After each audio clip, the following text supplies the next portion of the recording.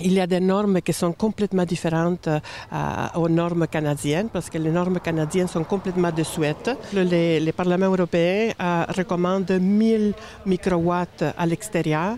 En Suisse, c'est 100 microwatts par mètre carré. Ici, c'est 6 millions. C'est complètement ridicule.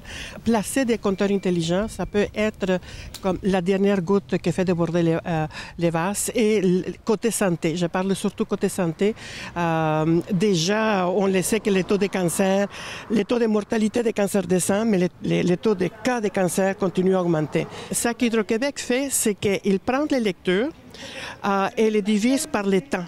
Ça peut aller jusqu'à 0. Aucune émission.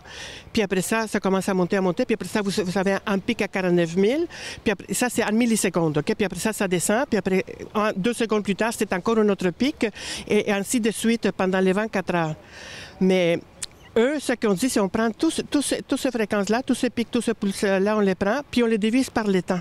Donc, ça vient à 50 microwatts par mètre carré. Maintenant, si je vous donne un exemple, imaginez-vous qu'on est en train de parler, puis moi, je vous donne une claque dans la face avec toutes mes forces. Puis dans 3 secondes, je vous donne encore une autre.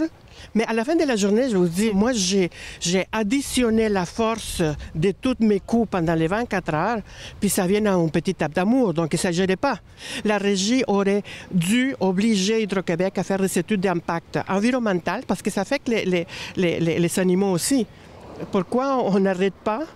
On étudie, et ce n'est pas question d'être contre la technologie, c'est simplement de l'utiliser d'une façon intelligente.